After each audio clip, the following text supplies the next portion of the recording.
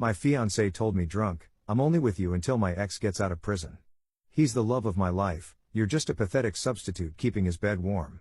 When I didn't react, she laughed, and said, "You're so pathetic you won't even fight for me." I didn't say a word. That was 5 weeks ago.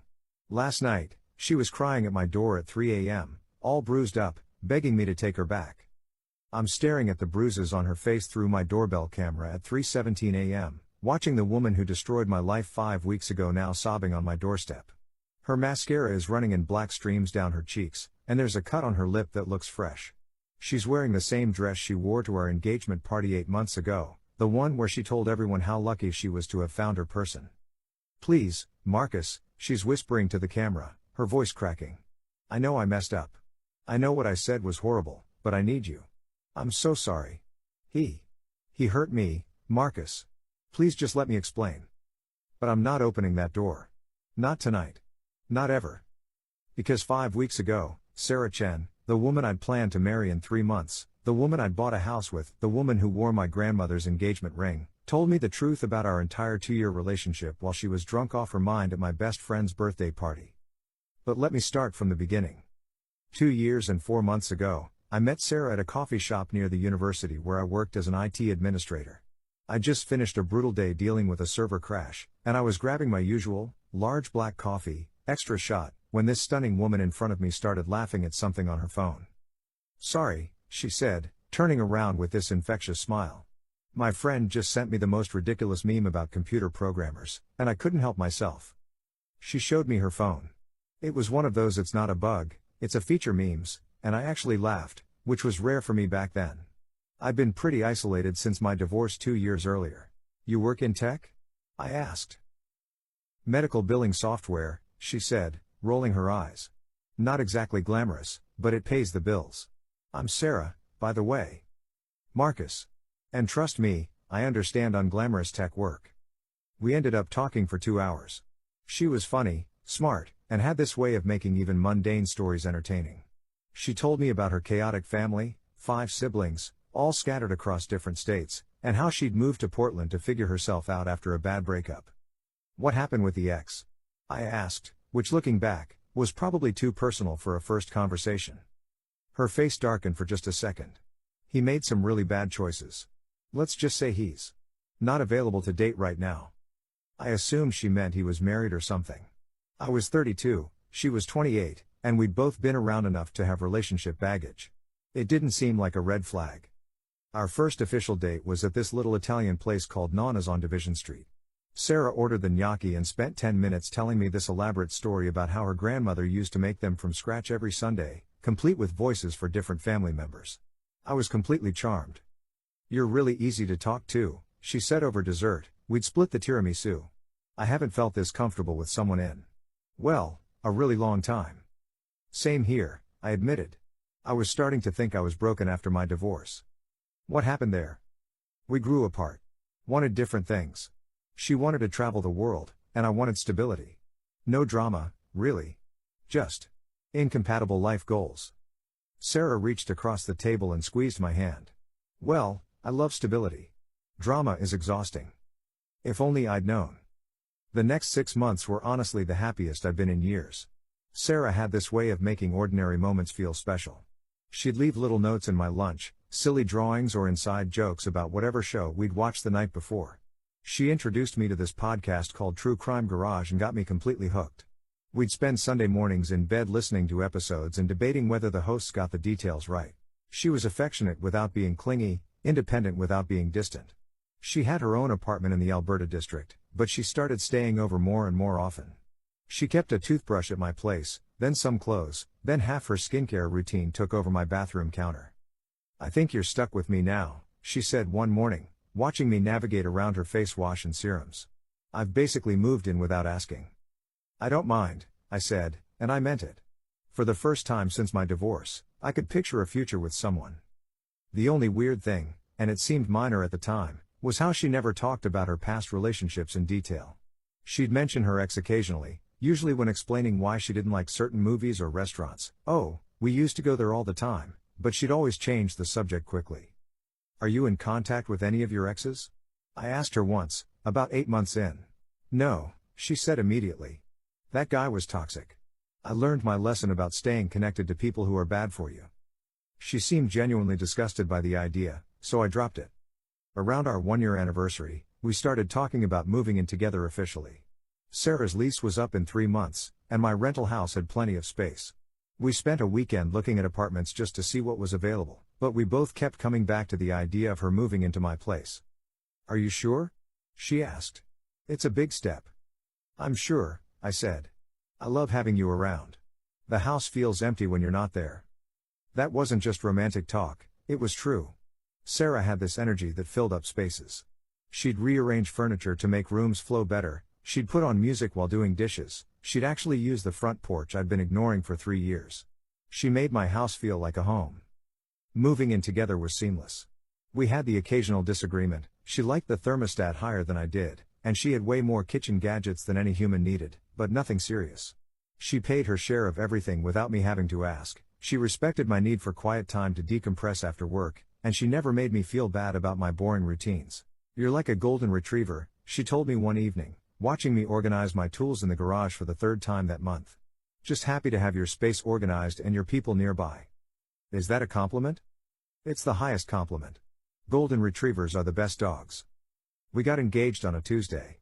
Not because it was a special date, but because we'd been talking about marriage for months, and I'd finally found the perfect ring, a vintage emerald cut that had belonged to my grandmother. I proposed in our kitchen while Sarah was making coffee, because that's where we'd had our best conversations and it felt right. Are you serious right now? She asked, staring at the ring box.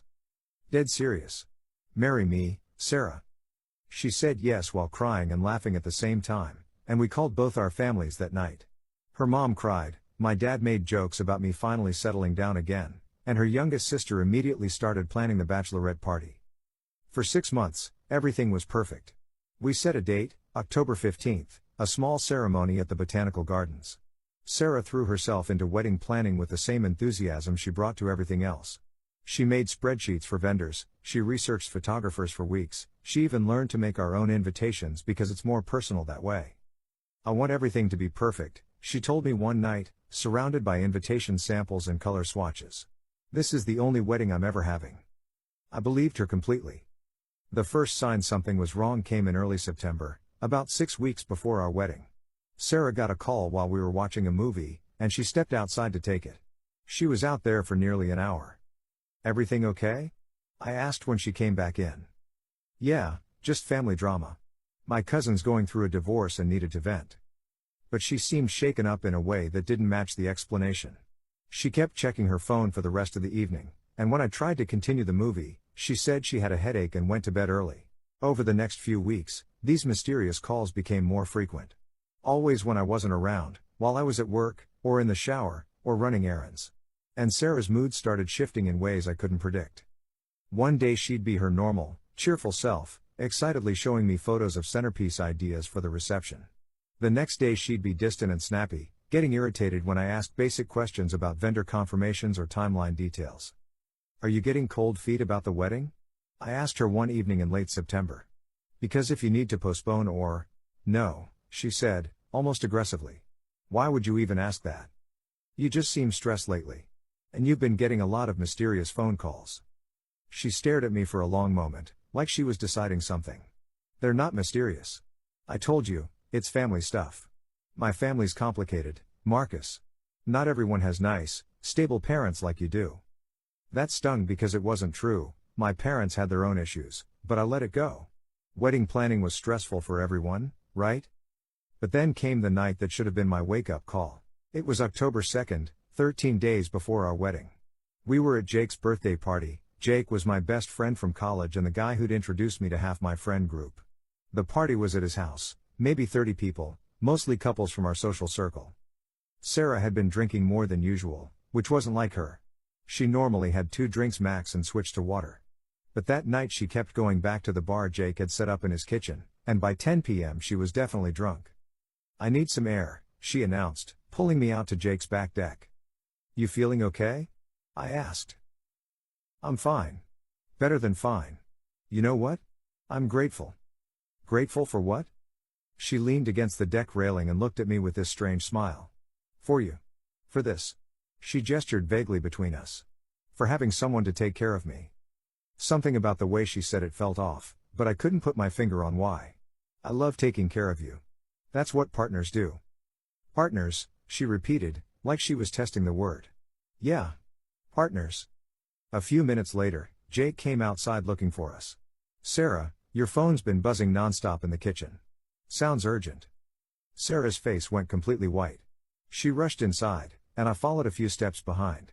She was staring at her phone screen, and whatever she was reading made her hands start shaking. I need to go, she said, not looking at me.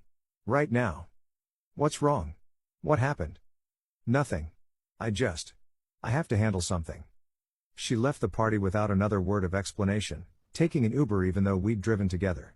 I had to get a ride home from Jake, who spent the entire drive asking if Sarah and I were having problems.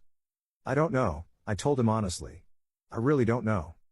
When I got home around midnight, Sarah's car was in the driveway, but she was already asleep, or pretending to be. The next morning, she acted like nothing had happened. Sorry about last night, she said, making coffee like it was any other day. I got some bad news about my grandmother's health and I panicked. I should have explained better. But when I asked for details about her grandmother, her story kept changing. First it was a heart attack, then a stroke, then a fall. And when I suggested we visit her or send flowers, Sarah got defensive. She's not really the flowers type. And she lives in a really small town.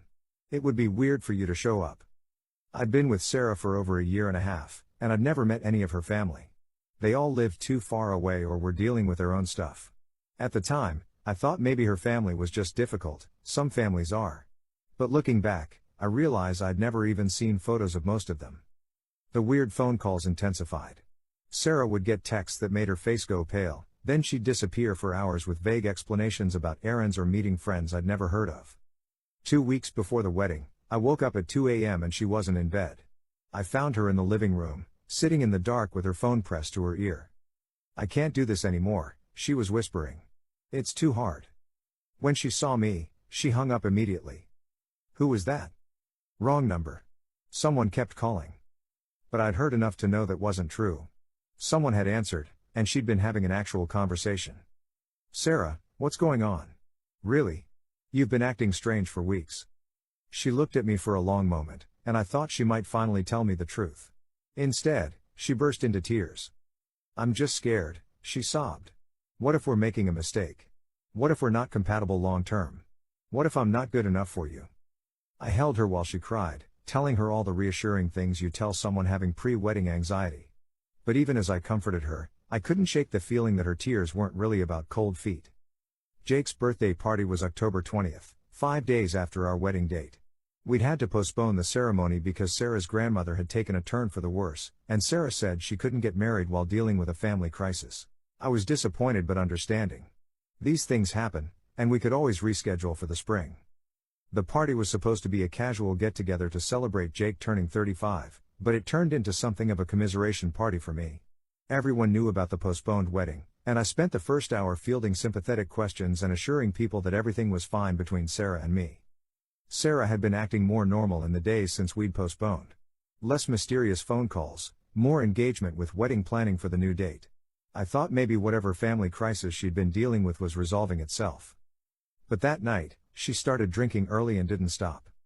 By 9 p.m., she was loud and giggly in a way that made me uncomfortable.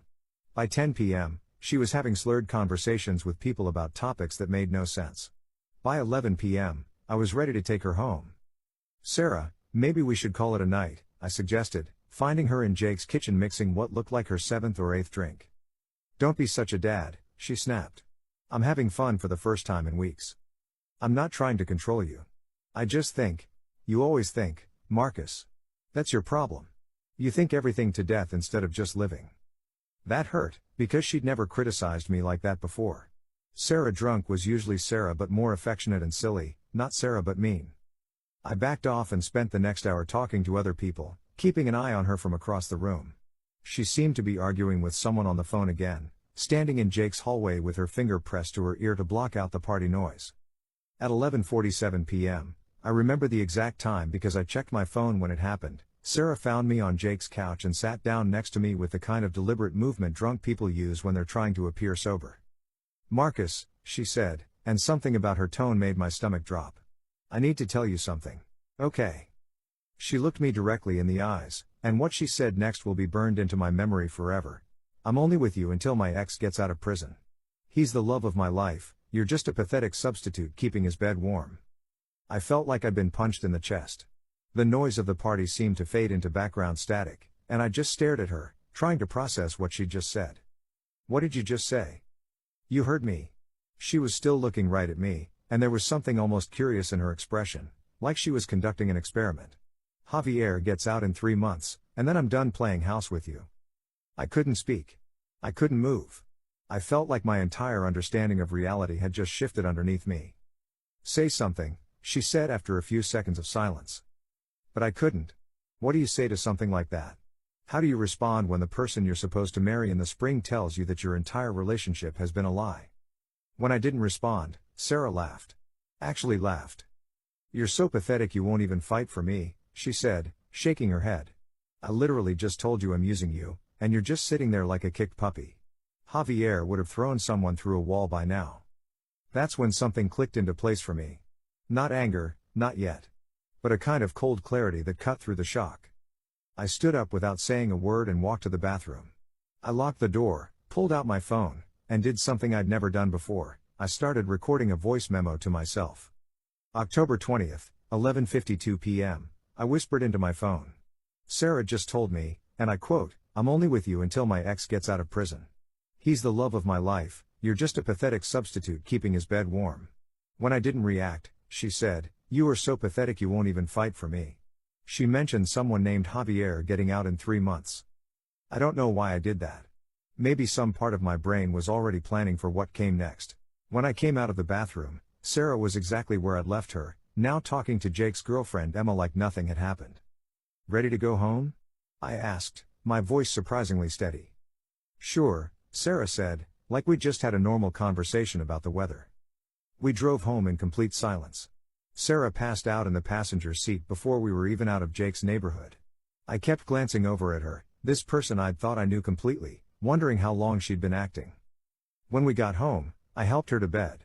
She mumbled something that sounded like love you as I pulled the covers over her, and I almost laughed at the absurdity of it. I spent that night in the guest room, staring at the ceiling and replaying every moment of our relationship, looking for signs I'd missed. The mysterious phone calls. The vague family stories. The way she'd never introduced me to anyone from her past. The postponed wedding. By morning, I'd made a decision. Sarah woke up the next day with no memory of what she'd said. She was hungover and apologetic, making me breakfast and asking if she'd embarrassed herself at the party. You had a lot to drink, I said carefully. Do you remember our conversation on the couch? She squinted at me, clearly trying to recall. We talked on the couch? About what? About your ex. My ex? She looked genuinely confused. Why would I bring him up? Either she was the world's best actress, or alcohol had completely wiped that memory from her brain.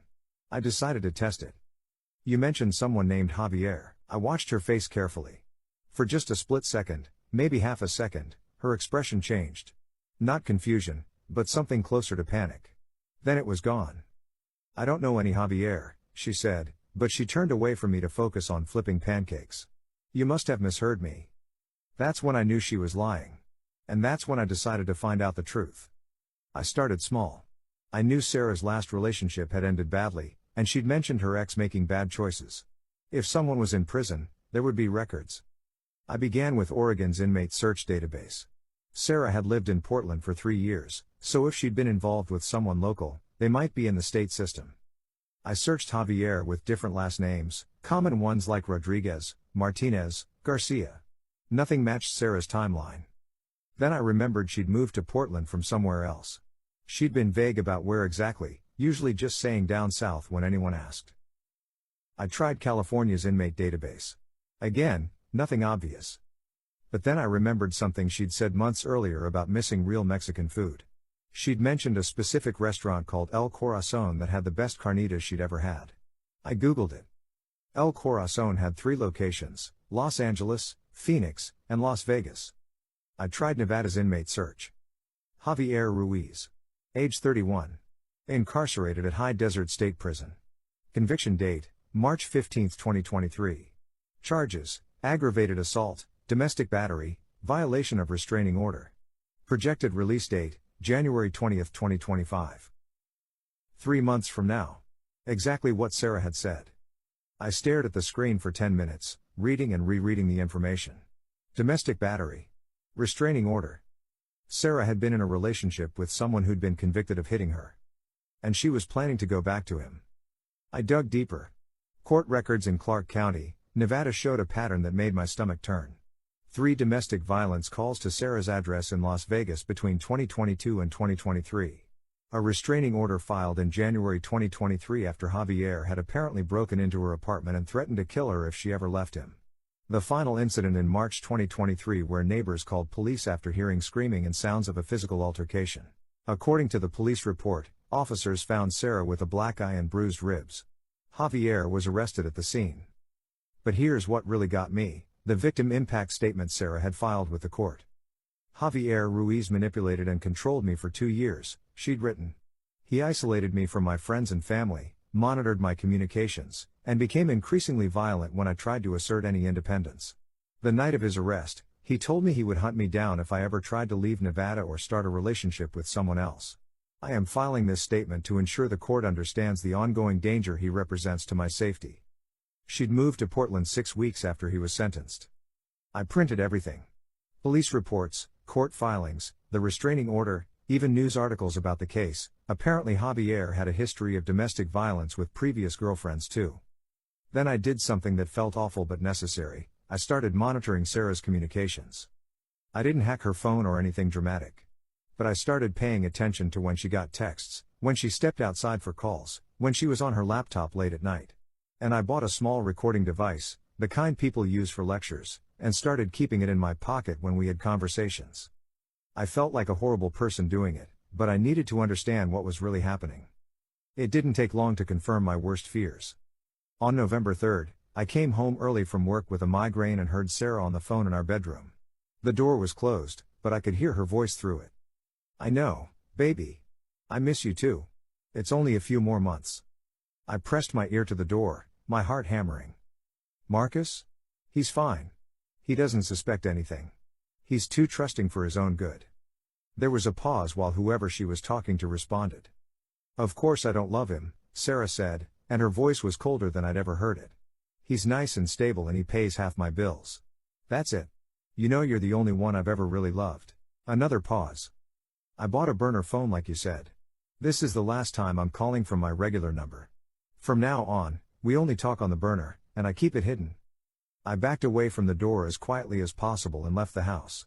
I sat in my car in the driveway for 20 minutes, trying to process what I'd just heard. When I came back inside, Sarah was in the kitchen starting dinner like nothing had happened. Hey baby, she said, giving me a kiss on the cheek. How was work? Fine, I managed. Just fine. That night, I started planning. I could have confronted Sarah immediately, but something stopped me.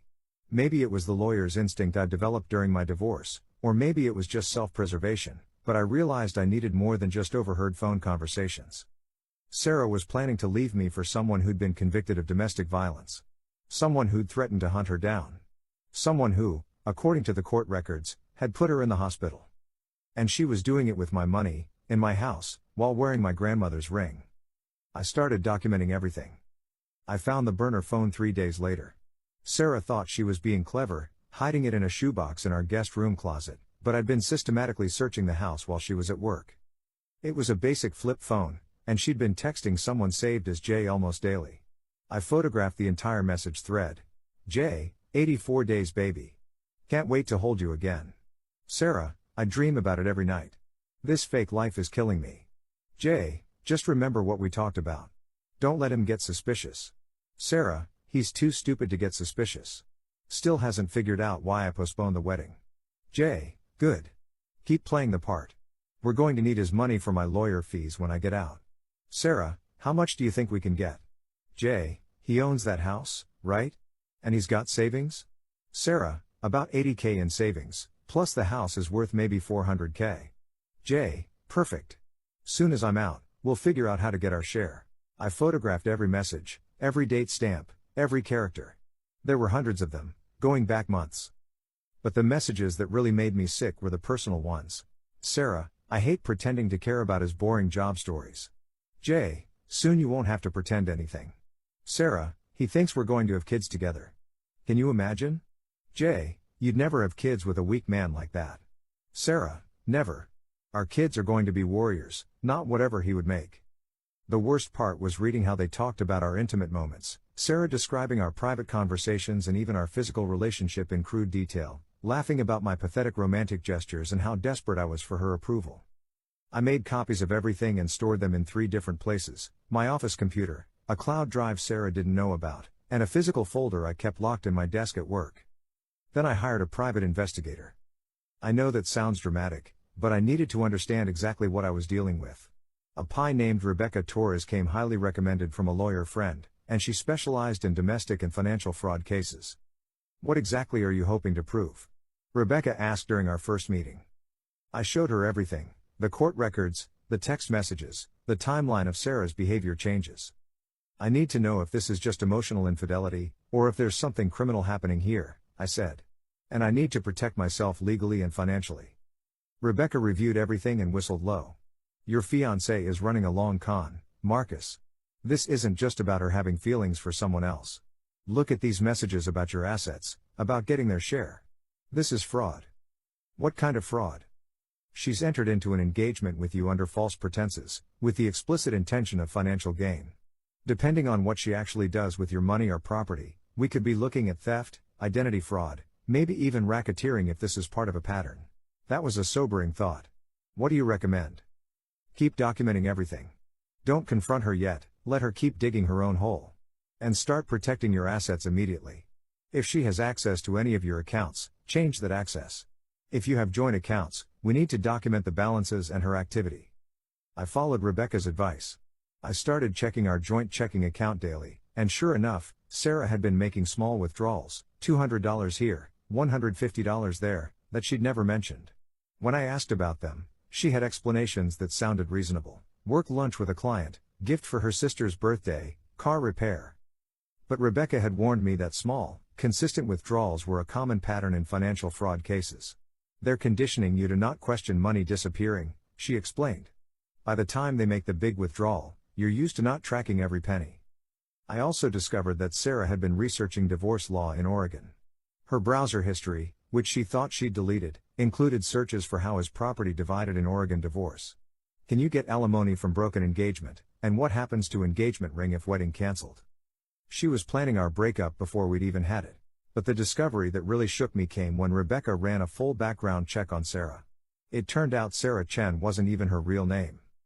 Her legal name was Sarah Elizabeth Kowalski.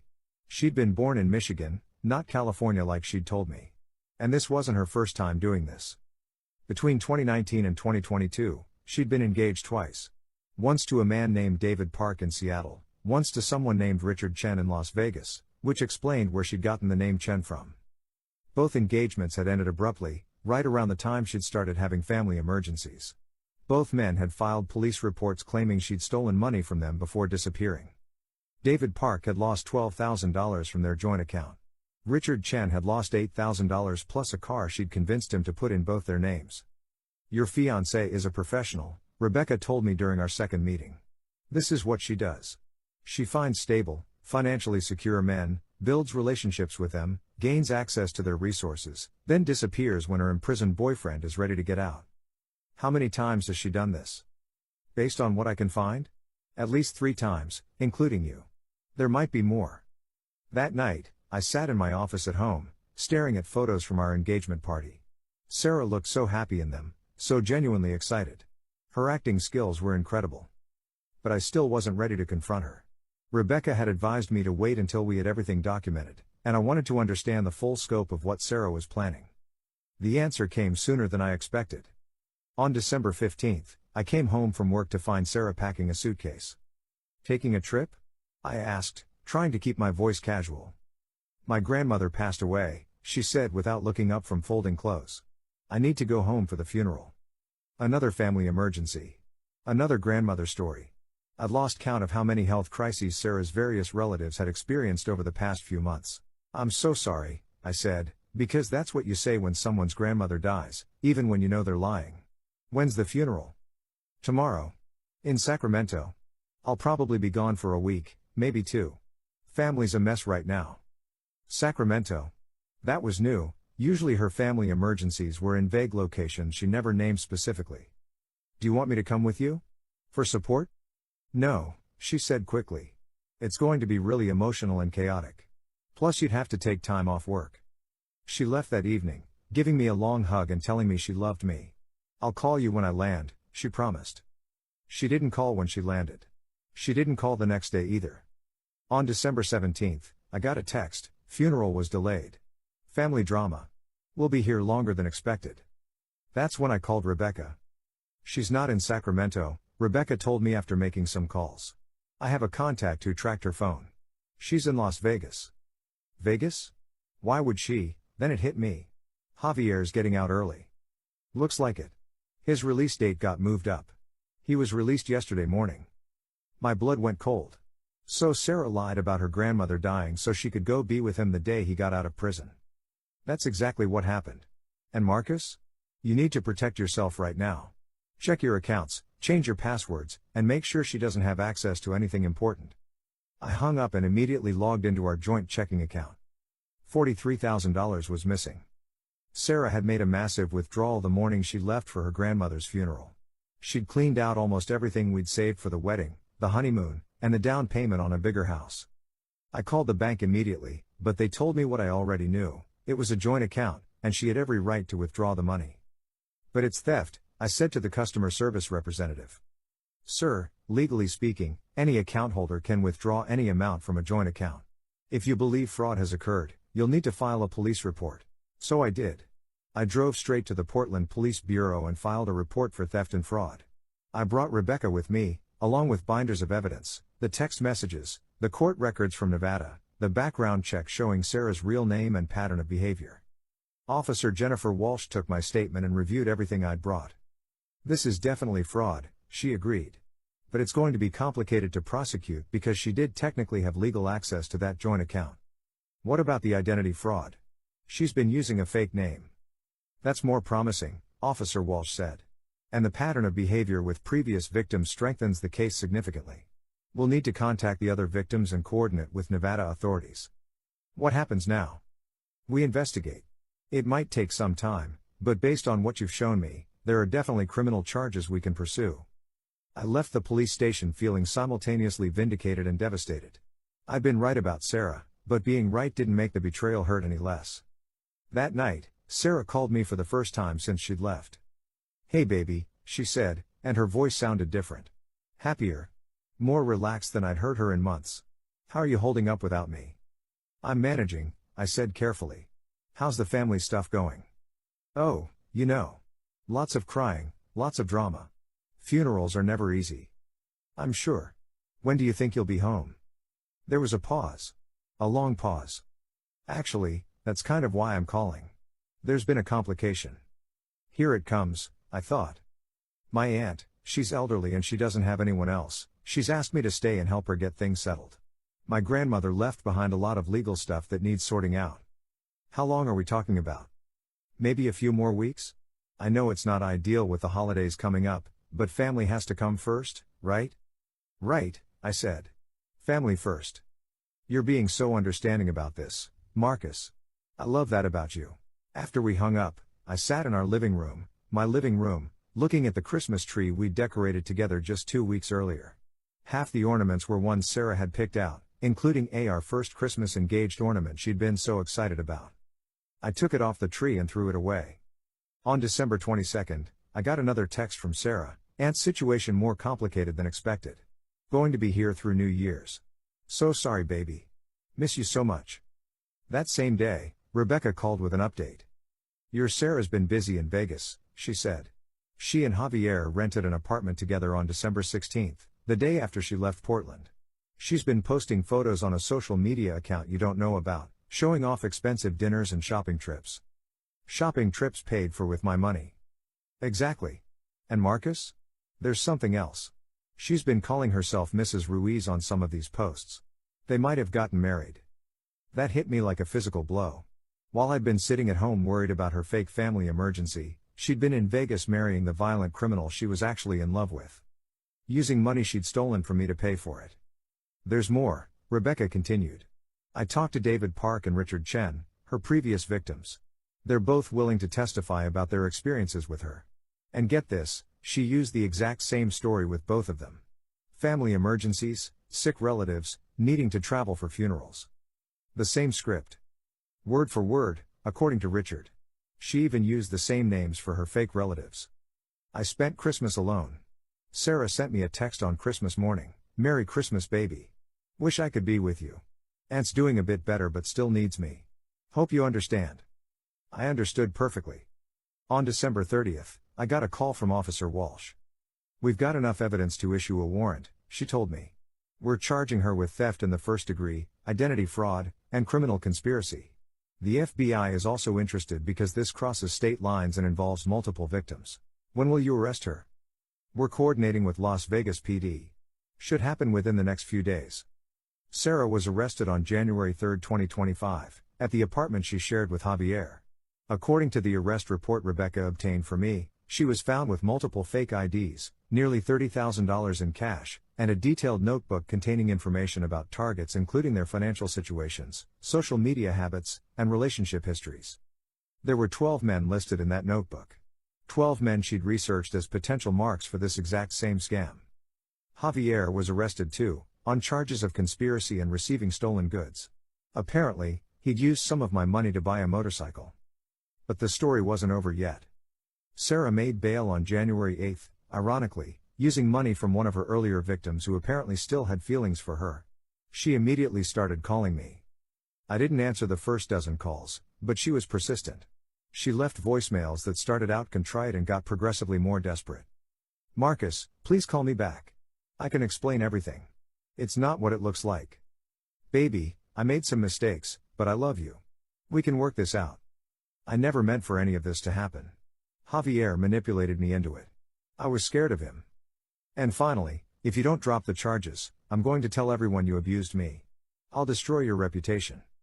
I saved every voicemail and forwarded them to Officer Walsh and my lawyer. On January 12, the local news picked up the story. Local woman arrested in multi-state romance scam ran on 3 different Portland news stations. They used Sarah's booking photo and mentioned that she'd stolen from multiple victims. The story went viral on social media within hours. I started getting calls from reporters, from other potential victims, and from people who'd known Sarah and wanted to share their own stories about her suspicious behavior. One call particularly stood out. It was from a woman named Lisa who'd worked with Sarah at her medical billing job. I knew something was off about her, Lisa told me. She was always getting these urgent phone calls that made her upset, and she'd take long lunches to deal with family stuff.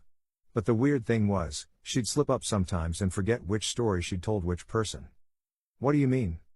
Like, she told me her sister lived in Chicago and was getting divorced. But she told another coworker her sister lived in Denver and had just gotten married. Small stuff like that, but it happened all the time. Lisa also told me something that made my blood run cold. She asked me a lot of questions about my boyfriend. Like, really specific questions about his job, his income, where he lived. At the time I thought she was just being friendly, but looking back, I put Lisa in touch with the FBI agents who'd taken over the case. The investigation expanded rapidly. It turned out Sarah and Javier had been running this scam for years, targeting different cities whenever he got out of prison on various charges.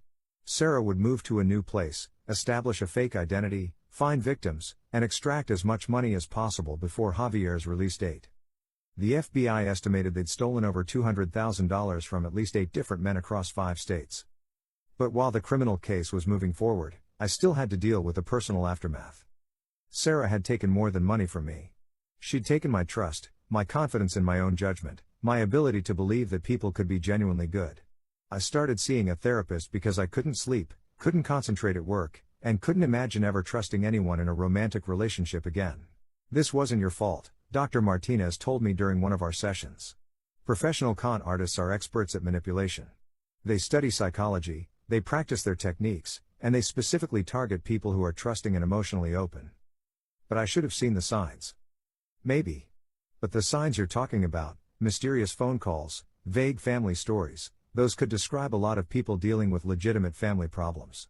You interpreted her behavior in the most charitable way possible because that's who you are as a person. That's not a flaw. Dr. Martinez was right, but it didn't make me feel less stupid. The hardest part was telling my family and friends what had really happened. I'd spent months defending Sarah, making excuses for her behavior, telling people that everything was fine between us. Jake was furious when I told him the truth. I knew something was wrong that night at my birthday party, he said. The way she was talking to you, it felt cruel. I should have said something. What would you have said? That my fiancée seemed mean when she was drunk? I don't know. Something. But my dad had the reaction that surprised me most. I'm proud of you, he told me during a phone call. Proud of me for what? Getting scammed by a criminal? Proud of you for handling it the right way. You could have confronted her immediately and probably never gotten your money back or seen her face justice. Instead, you were smart about it. You built a case, you protected yourself, and you made sure she couldn't do this to anyone else. He was right about that. Because I'd been methodical about gathering evidence, the prosecutor had everything she needed to build a strong case against Sarah and Javier. On February 14, Valentine's Day, which felt like cosmic irony, Sarah's lawyer called mine with a plea deal offer.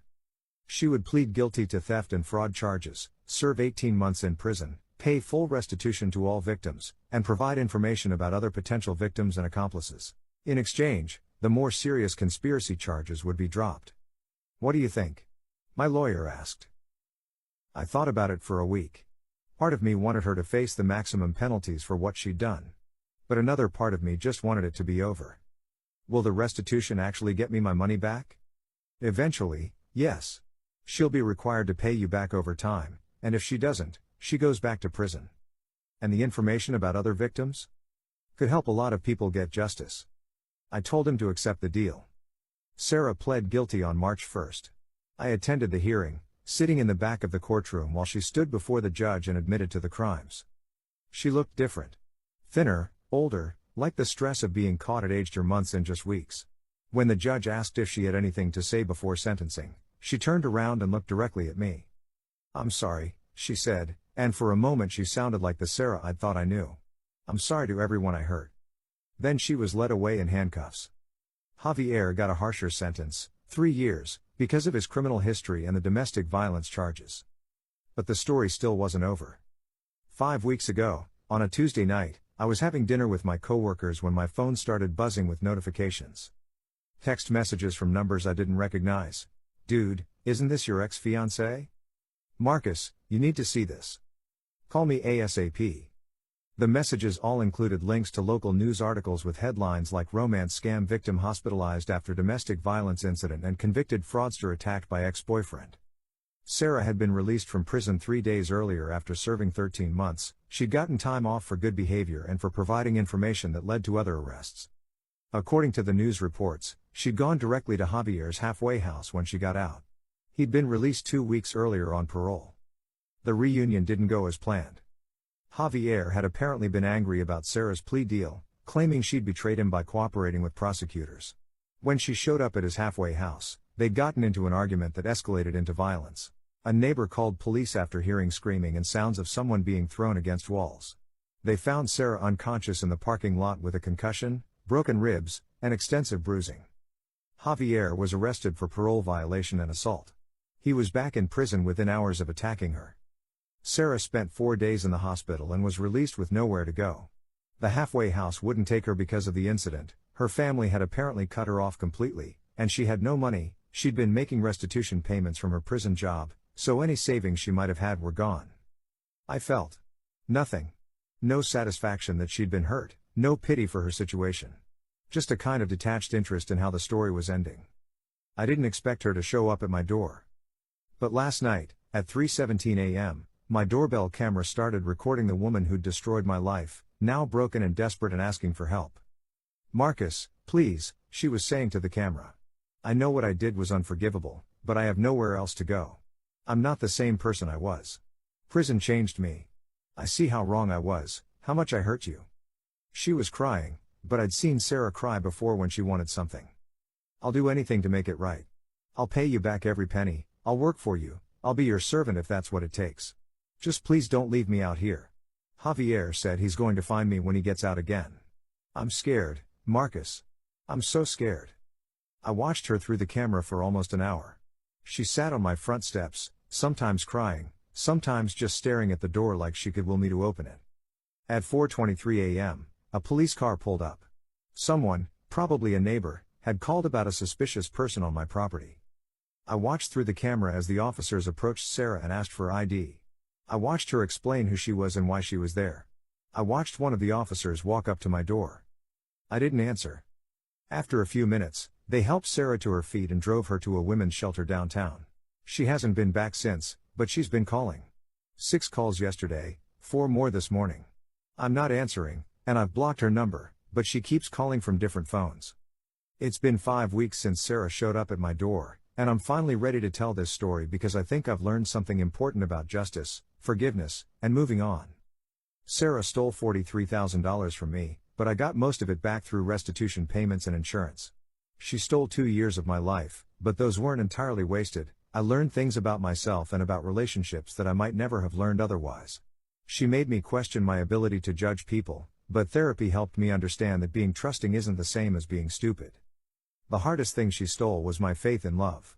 For months after her arrest, I couldn't imagine ever being vulnerable with someone again. But time and therapy have helped me realize that what Sarah and I had wasn't love, at least not on her side. It was a performance, a business transaction disguised as a relationship. Real love doesn't lie. Real love doesn't steal.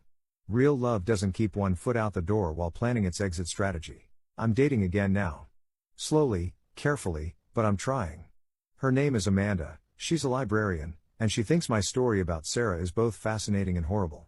She's patient with my trust issues and doesn't mind that I ask probably too many questions about her past. She understands that I need transparency in a way that most people don't. Trust is earned, she told me on our 4th date. You're not wrong to want to see evidence before you give it. Amanda has introduced me to her family, her coworkers, her college roommate. She's shown me photos from her childhood, taken me to her hometown, let me meet her grandmother. She understands that these things matter to me now in a way they didn't before Sarah. As for Sarah herself, I've heard through mutual acquaintances that she's been staying at various shelters and halfway houses around Portland. Someone told me she's been trying to contact some of her other victims, but most of them have moved on with their lives and aren't interested in rehashing the past. She sent me a letter 2 weeks ago through her parole officer. It was 5 pages long, handwritten, and filled with apologies and explanations. She claimed she'd been manipulated by Javier from the beginning, that she'd never intended to hurt anyone, that she was a different person now. I read it once and threw it away. Because here's what I've realized, it doesn't matter if Sarah has genuinely changed or if she's running another long con. It doesn't matter if her remorse is real or if she's just sorry she got caught. It doesn't even matter that she's suffering now after years of making other people suffer. What matters is that I don't owe her forgiveness. I don't owe her a second chance. I don't owe her anything. Forgiveness, I've learned, isn't about the person who hurt you. It's about freeing yourself from carrying their burden. And I've forgiven Sarah, not because she deserves it, but because I deserve peace. But forgiveness doesn't mean reconciliation. It doesn't mean trust. It doesn't mean opening my door at 3 a.m. when someone who destroyed my life shows up asking for help. Sometimes the most powerful thing you can do is nothing at all. The night Sarah appeared on my doorstep, broken and desperate, I could have let her in. I could have offered her a place to stay, helped her get back on her feet, tried to rebuild something from the wreckage of our relationship. But I didn't. And I'm proud of that choice. Because some bridges are meant to be burned. Some doors are meant to stay closed. And some people, no matter how much they claim to have changed, don't deserve a place in your life. Sarah chose Javier over me when she thought he was her meal ticket. She chose crime over honesty when she thought she could get away with it. She chose to see me as a mark instead of a person when she thought it would benefit her. Those were her choices, and she has to live with the consequences. My choice is to build a life without her in it. A life based on honesty, mutual respect, and genuine love. A life where I'm valued for who I am, not what I can provide. A life where I'm nobody's substitute. 3 days ago, Amanda and I adopted a golden retriever puppy. We named him Murphy, and he's currently destroying my favorite pair of shoes while somehow still being the best thing that's happened to me in years. See? Amanda said, watching Murphy try to carry a tennis ball that's too big for his mouth. Golden retrievers really are the best dogs. She's right. And I think I'm finally ready to be someone's favorite person instead of someone's backup plan. Last night, Murphy woke me up barking at something outside. I checked the doorbell camera, half expecting to see Sarah again. But it was just a raccoon going through the neighbor's garbage. I went back to bed, and for the first time in over 2 years, I slept peacefully through the night. Sometimes the best revenge is simply living well. And that's exactly what I'm doing.